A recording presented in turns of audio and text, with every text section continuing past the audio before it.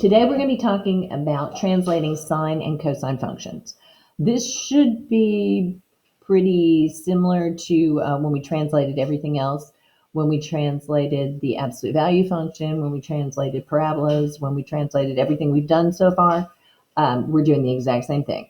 So recall that for any function f, you can graph the x minus h in the parentheses, and when it's with the x and it's in the parentheses, what do we know? Parentheses lie. So we're going to go in the opposite direction of what is happening in this. Then by translating the graph of f by h units horizontally, that's what's occurring here.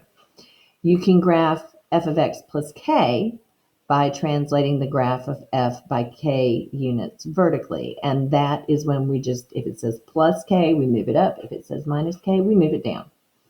We can translate periodic functions, our sine and cosine functions, in the same way that you can translate other functions. So each horizontal translation of a periodic function, they call these phase shifts.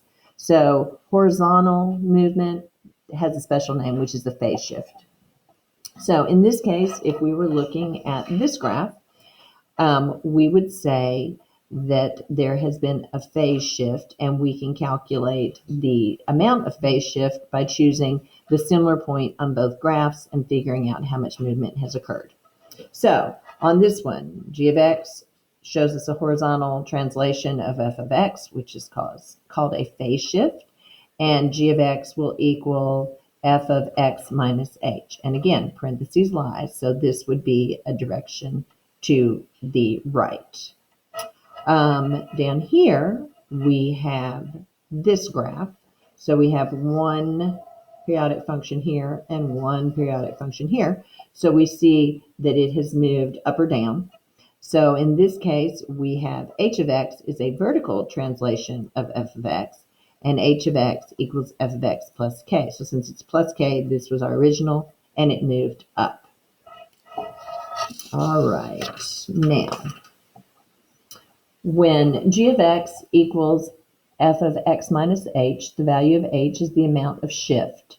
If h is greater than 0, the shift is to the right, and it would be minus whatever. If h is less than 0, the shift is to the left because it would be minus minus, which would make it a plus.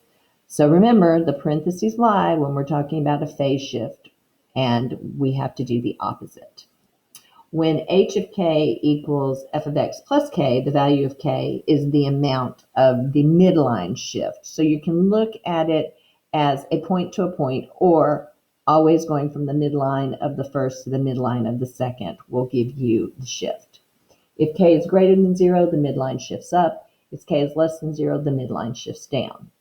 Remember how to calculate the midline. In our case, since we're just talking about the y-axis, it's going to be 1/2 the maximum value of y minus the minimum value of y. That's how we'd calculate the midline.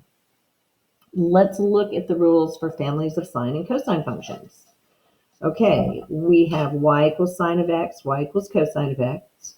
So the generic extended form would be a sine b x minus h plus k, or a cosine b x minus h plus k.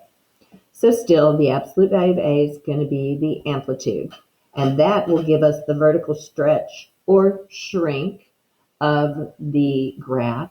It's going to shrink if it is a fraction, and it's going to stretch if it's a whole number. But the negative will do what? The negative will give us a reflection of our periodic function over the axis. 2 pi over b is going to give us the period when x is in radians and b is always positive. H is going to give me the horizontal shift, or we call it the phase shift.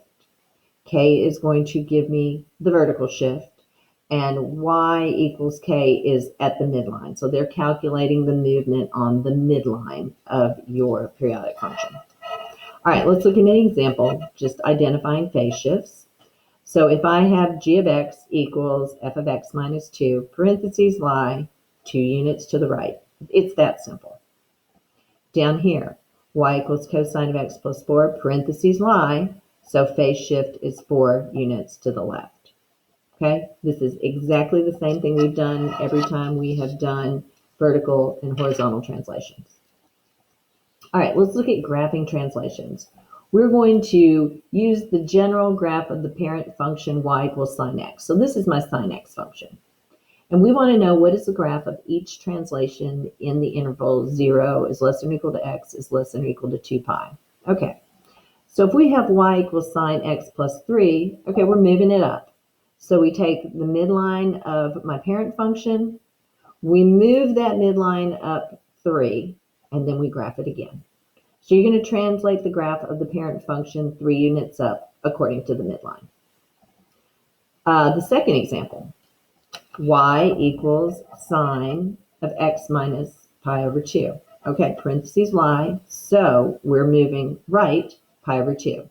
So I'm going to take my original sine function, which is written in the pencil, and I'm going to translate that graph pi over 2 units to the right, which will be the pink line. Right? Now we just need to learn of movements in terms of pi over 2 units instead of maybe 3 units to the right, 3 units up. So we have to be aware of how much that is and how to do it in radians. All right, our next example, graphing a combined translation. So this is going to be what if we do a phase shift and we also move the midline up or down. So let's use the graph of the parent function from my first example over here, because you know my graphs are terrible, so I don't want to have to graph them over and over again. So we're taking this one, my sine of x, and I'm going to use the graph of that from the previous example, and I'm going to say, what is the graph of the translation y equals sine of x plus pi minus 2 in the interval 0 is less than x is less than 2 pi? Okay, so obviously we know what's happening. We know parentheses lies, so it's moving left pi, and it's moving down 2. So original y equals sine x, okay?